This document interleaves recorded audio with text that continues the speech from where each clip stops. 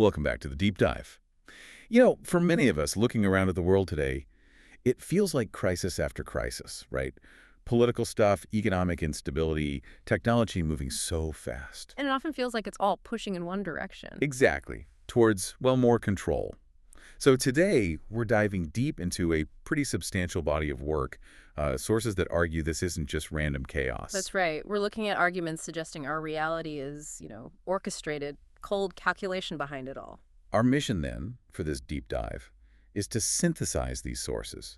They describe a really comprehensive, multi-layered plan for human suppression, even slavery. And to really get into it, we need to nail down the specific terms these sources use, especially this difference between a conspiracy and the agenda. It's crucial. Okay, yeah, let's unpack that right away, because conspiracy, Yeah. that word gets thrown around, often dismissed. But these sources define it very precisely. I'm quoting here. An agreement to perform together an illegal, wrongful, or subversive act. Right. And based on that definition, they're saying the world is, frankly, drowning in conspiracies. So tons of these specific plots happening. Exactly. But, and this is the key point they make, these individual plots, whether it's, an assassination, rigging politics, crashing an economy on purpose, they aren't the final goal. They're just steps. Just tactics. Tools used to implement the bigger picture, what the sources call the agenda. These conspiracies create chaos, fear. Which leads to that problem-reaction-solution cycle we hear about. Precisely. Create a problem, people react, usually demanding safety. And the solution offered always pushes the agenda forward. More centralization, more control. Okay. But what about people who see all these, Orwellian policies rolling out globally, digital IDs, surveillance, central bank digital currencies, and just think, oh, it's just coincidence? Well, in this specific worldview we're exploring, those people are described as coincidence theorists. Basically delusional. The core assertion is stark. Yeah. It's not random. It's calculated orchestration behind what they call gathering human slavery. Wow. And this orchestration, they claim, it's happening inside a reality that's been hacked. Like a video game. That's the analogy, yeah. Based on the same principles as virtual reality.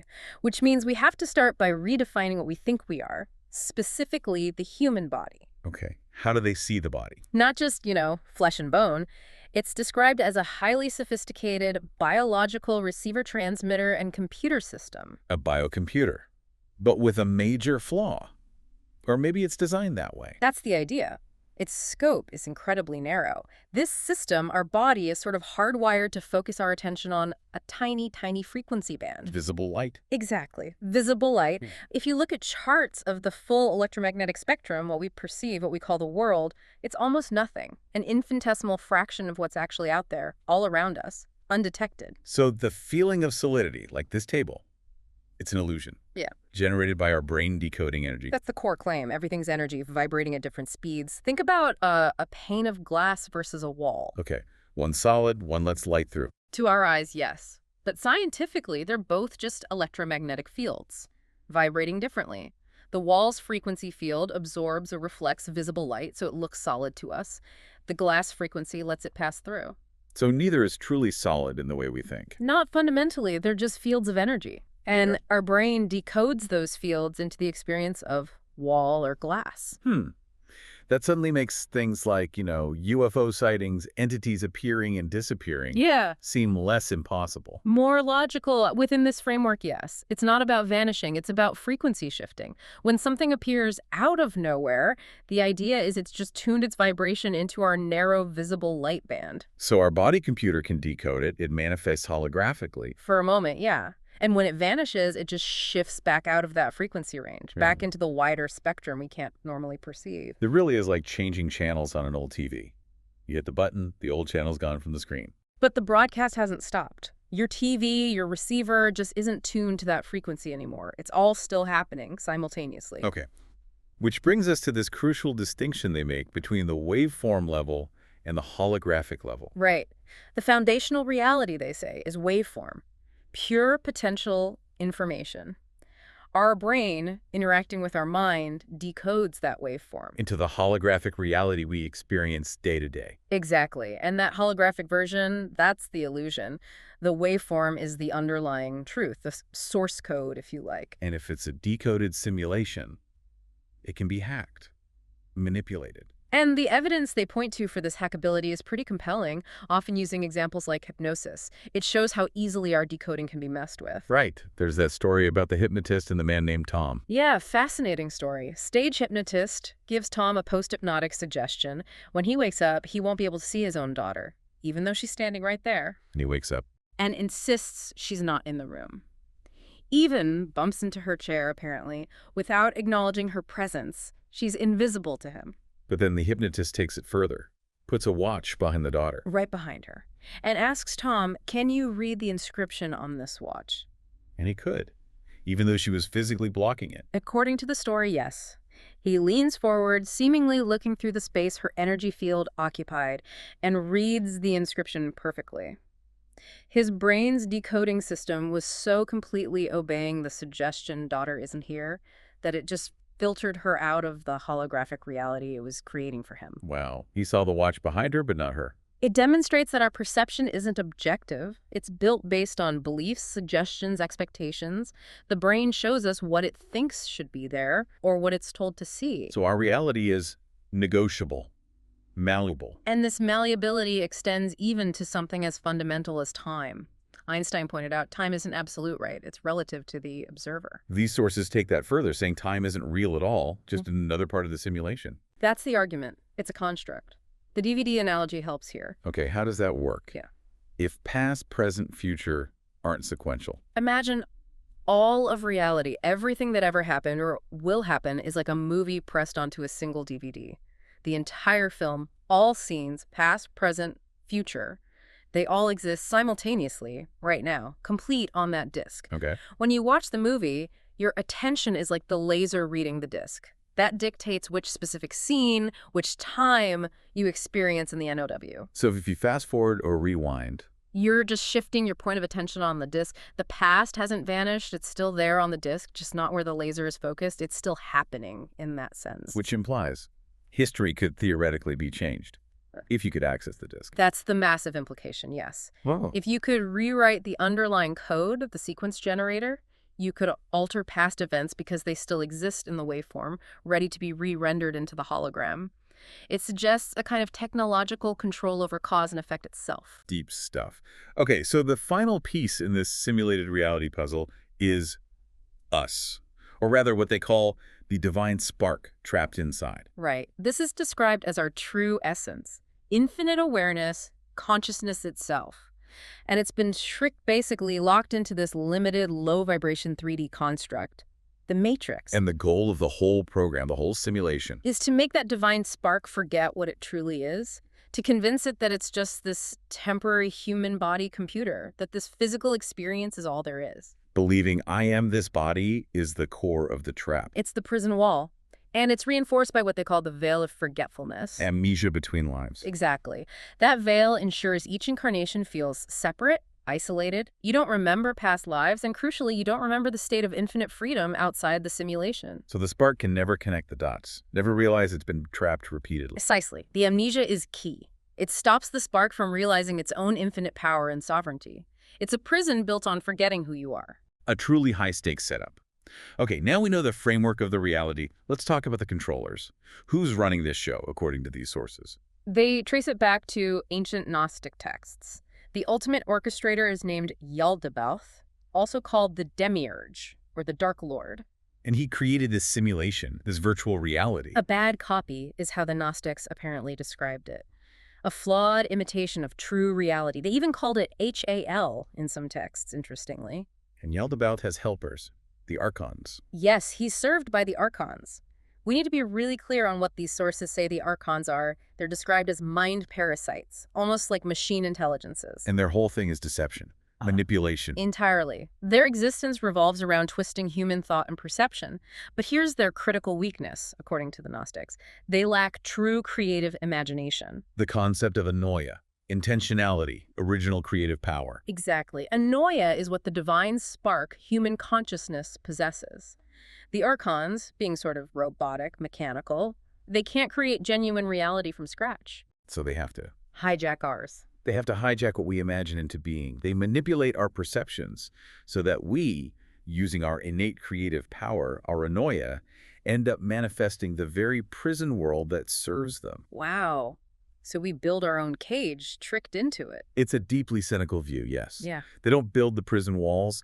They get the prisoners to build them by controlling what the prisoners believe is real. And these sources connect these like etheric mind parasites directly to physical entities we hear about, like reptilians. Yes, they state quite clearly that the reptilians and the archons are essentially one and the same force, just manifesting differently. Yeah. Non-human entities, supposedly originating from the Draco constellation. The serpent gods, dragon kings found in myths worldwide, the Chitauri in African lore. All different cultural names for the same perceived group, according to this narrative. And this takes us way back into ancient history, specifically the Sumerian tablets. Right. Those texts and Zulu accounts, too, talk about the Anunnaki or Chitauri arriving and undertaking a massive project, genetically engineering humans, creating a hybrid race, the Nephilim, mentioned in various ancient texts globally. And who is supposedly in charge of this breeding program? The name that comes up is Enki, known in Sumerian lore as Lord of the Earth, God of Waters. He allegedly headed this hybridization. And the result, these specific hybrid bloodlines. Yes, carrying a specific vibrational code passed down through certain lineages.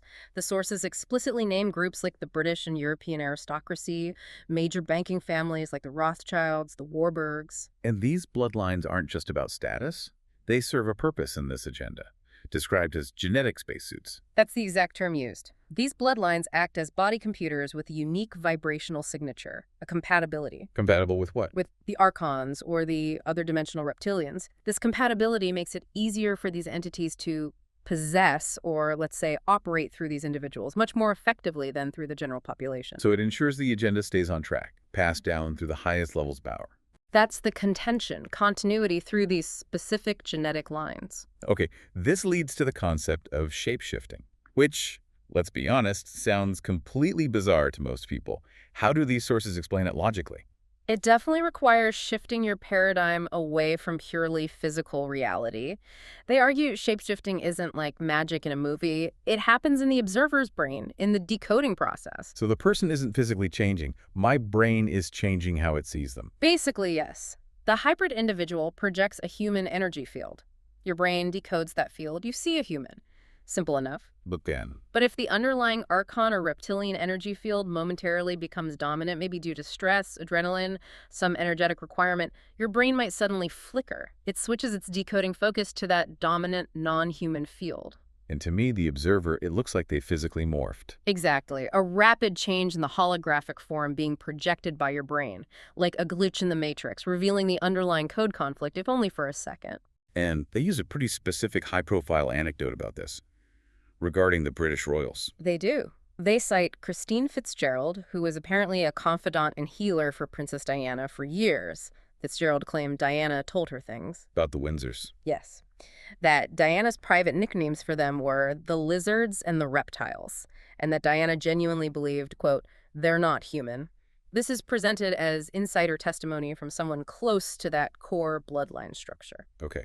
So, controllers are in place via bloodlines. Now, the mechanisms. How is this control maintained day to day, energetically? They talk about Saturn, right? Saturn is huge in these esoteric sources. It's called the Demiurge Sun, the Dark Lord, the Black Sun. Its role is supposedly critical. What does it do? It's believed to broadcast a specific frequency, the distorted frequency, the bad copy signal across the whole simulation. This constantly twists human perception, reinforcing the Archon control grid. And people connect to this Saturn frequency, often without realizing it, through symbols. Yes, the symbolism is meticulously detailed. Saturn is represented by the all-seeing eye, the capstone, the outer limit of the control system, also the hexagon and the cube. Like the Kaaba in Mecca. Literally means cube. Exactly. Millions focusing collective energy on that Saturnic geometric form. And the hexagram, the six-pointed star, Which we know as the Star of David. but which these sources link directly to the Rothschilds. Their original name, Bauer, changed to Rothschild, meaning red shield, supposedly after the red hexagram sign on their house in Frankfurt. So focusing attention on these symbols in religion, royalty, finance.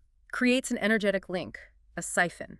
It follows that principle. Energy flows where attention goes. Yeah. Our focused human energy gets channeled through these symbolic gateways and vampired, basically, by these unseen entities. And the moon plays a role in this Saturn system too, not just a natural satellite. That's a key, often overlooked part. The theory presented is the moon is artificial, an artificial spaceship put into orbit. Based on what? They cite things like NASA data showing it rang like a gong when struck by modules. The idea is the reptilian race captured or built it and parked it near Earth specifically to amplify those Saturn frequencies. I'm beaming them directly at Earth. To maximize the distortion, maximize the suppression of our true awareness, our divine spark connection. This constant energy drain. Yeah. It leads directly into how they frame organized religion as another control system. A primary one, yes. According to these sources, all the major religions, Judaism, Christianity, Islam, Hinduism, they all ultimately stem from the same archonic source. Wow. They're seen as engineered constructs. Based on much older Babylonian and Sumerian mystery school rituals, sun god worship, goddess cults, but repackaged. Repackaged to create what they call a religion prison. A prison for the mind, built on fear and guilt. Absolutely. The goal is to suppress natural human vitality, especially sexuality, joy, creativity, things that vibrate at a high frequency. Yeah. They point to figures like St. Augustine, Who was very anti-sexuality. extremely, advocated that even within marriage, sex should only be for procreation, never enjoyment, called pleasure the punishment of Adam. Doctrines like that instill deep fear, guilt, shame, keeping people locked in low vibration emotions. And those low vibration emotions, that's the loosh, the food source. That's the term used, yes. Loosh is the energy of terror, fear, hatred, deep grief. The archons supposedly feed on this. So things like wars, famines, mass suffering, social division, They're not just tragic consequences, they're engineered. they're described as massive satanic rituals on a global scale, designed specifically to generate maximum emotional trauma and death, maximum loosh production. And this explains the horrific focus on children in some dark rituals. The sources claim the abuse and sacrifice of children is prevalent because the intense terror generated in a prepubescent child produces the highest quality or frequency of loosh for these entities. It's about energy harvesting. Grim. Okay, moving from the energetic to the physical structure. Globalization. Centralized power. This is seen as the agenda unfolding physically. Absolutely. The end goal described is eroding all national sovereignty, absorbing nations into huge, centralized superstate dictatorships, like the European Union, but eventually worldwide. One remote, unaccountable hub controlling billions. And underpinning this political centralization is the financial system. Rigged from the start. This is detailed very thoroughly. The financial system is framed as the ultimate debt slavery machine. The creation of central banks, Bank of England back in 1694, then France, then the U.S. Federal Reserve in 1913. Orchestrated by whom? By what they call the Babylonian Brotherhood, these reptilian hybrid bankers, specifically naming families like the Rothschilds, the Warburgs. And the core mechanism of the scam, how does it work? It's deceptively simple. These private banks lend money they don't have to governments. They create it out of thin air, just ledger entries. Then they charge interest on this non-existent principal. And governments pay the interest by taxing the people. Exactly. So the population is permanently indebted to a private cartel that creates the debt from nothing. The reason governments don't just create their own interest-free money, they argue, is because the same cult controls both the banks and the politicians. Which leads to the illusion of political choice. Left versus right. Seen as pure theater, a distraction. The sources claim both major parties, Party A and Party B, are controlled by the same hidden hand, the same cult. So they campaign differently. But once in power, they push the same core policies that advance the agenda. Doesn't matter who you vote for, the overall direction remains the same. The whole structure is designed to prevent a truly better, fairer world from emerging. This structural control brings us to the modern era. The deep state, the shadow government. How is that described? As a two-tiered system, you've got the visible government often dealing with everyday stuff, sometimes quite cluelessly. Then beneath that, the shadow government, the deep state. And they're focused on the bigger picture. Yeah, the stuff involving ETs, archons, paranormal forces, the long-term global plan. And they execute their plans through intelligence networks. Like the CIA. The CIA network is cited as central. For example, they claim Pakistan's ISI is basically just the local branch of the CIA, working together on destabilization, control objectives, especially in Asia and the Middle East. All directed by the shadow government.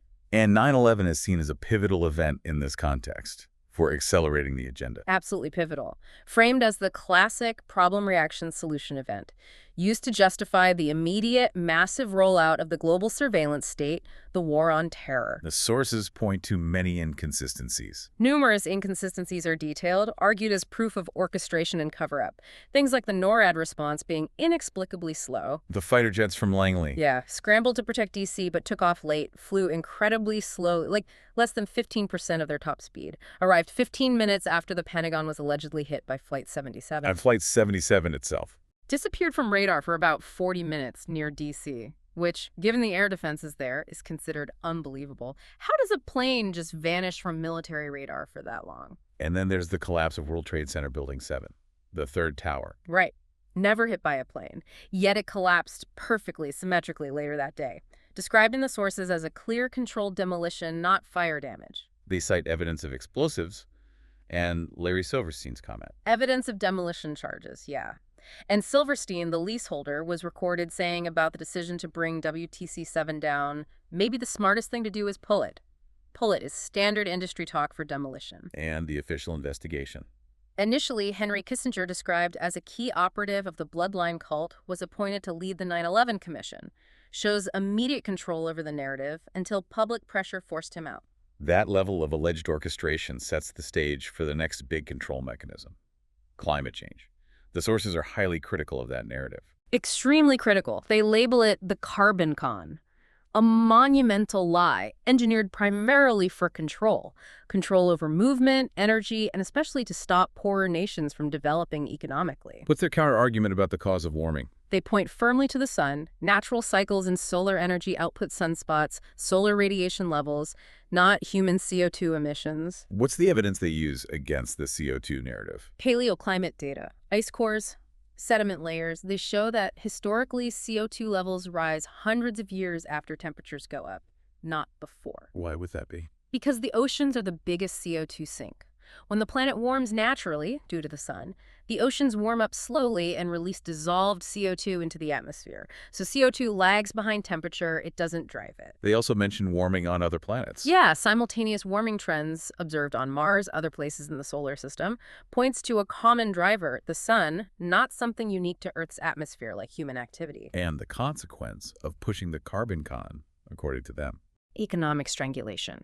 The push for alternative energy, which they argue can't realistically replace fossil fuels, still 80% of global energy, is designed to create energy poverty. Which forces small businesses to close, increases reliance on big corporations. Exactly. Drives independent operators out, concentrates market share in the hands of the big multinationals controlled by the cult, leads towards a dependent society, maybe on universal basic income, a Hunger Games society. This dependency is then solidified by technology, the AI hive mind transhumanism. This is the new prison. That's what they call it. And they claim it's being built right now, accelerated by recent events. They assert that COVID vaccine rollout wasn't primarily about health. What was it about then? Systemic infiltration. They claim the vials contain not just mRNA, but advanced nanotechnology, self-replicating, self-assembling structures. Crystalline nanotubes are specifically mentioned. Nanotech inside the body. What's its supposed function? To be activated by external electromagnetic fields, primarily 5G frequencies. The goal: to link the human body computer. Are electrical and neurological signals. Directly to external artificial intelligence, via the cloud, the radiation field. This serves two main purposes, they claim. Which are? First, create a literal demonic hive mind, collective control, instant feedback loops. Second, to block the connection to our higher self, the divine spark. They point to public research on graphene transistors interacting with brain activity as proof of concept, turning humans into nodes on an AI network. And this Keck prison needs total surveillance and controlled money to work. Surveillance is practically there already. The Utah data center built by the NSA is cited as storing virtually all digital communications. Every email, call, search, post. A real-time digital Akashic record for the controllers. And the psychological effect of knowing you're watched. Constant fear of consequences makes people self-censor, become compliant, robotic, unquestioning acquiescence, like rats avoiding electric shocks, a servile populace. And the final piece, central bank digital currencies, CBDCs. The ultimate control tool, they argue. A single digital currency. No physical cash, Every transaction tracked, traceable, potentially reversible. And programmable. That's the key. The money itself can be programmed centrally, dictating how, where, and if you can spend it. Block purchases of things they don't like, books, maybe certain foods, link spending to carbon allowances, vaccine status, social credit score. Total dependency.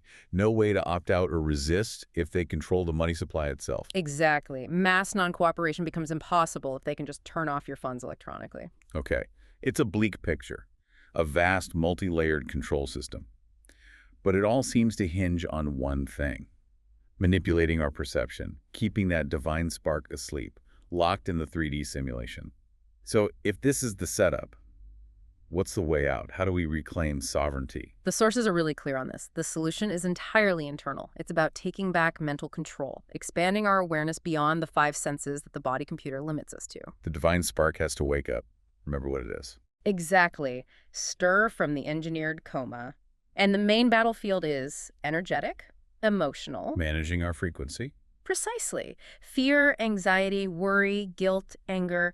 These are low-vibration emotions. They shrink awareness, lock our focus down low, and critically, they generate the loosh. They feed the system. Whereas love. Love, associated with the heart chakra frequency, has a high, fast vibration. It's said to activate more of our dormant DNA potential, expand awareness, shift our reality away from the Archontic control frequency. So just refusing to be fearful, refusing to generate that low vibration energy actually starves the controllers. That's the principle. Refuse to cooperate out of fear. Stop feeding the psychopaths with the energy they need. That starts to dismantle the agenda because it relies on our energy, our participation, our consent, even if it's unknowing consent. Trusting intuition, our inner guidance. That's the link back to the divine spark, yes. And shedding the limitations we've been programmed with. That feeling of, I can't. Exactly. I can't is the hypnosis.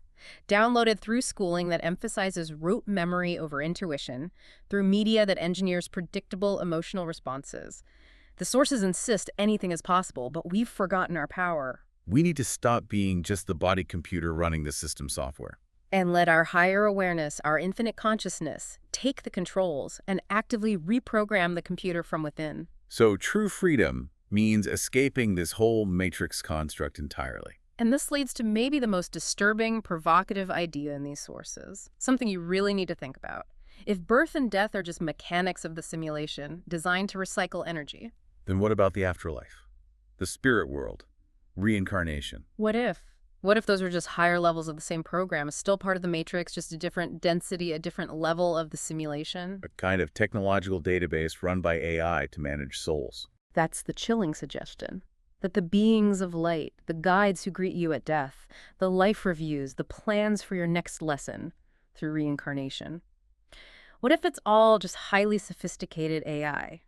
Benevolent seeming projections designed to trick the soul, the spark. Into going back. Back into the Loosh farm for another round of energy harvesting. Back for more mandatory recycling, another body, another lifetime of forgetting. So, if the whole system, potentially across multiple dimensions, is designed to capture and recycle us, especially at the point of physical death. Yeah.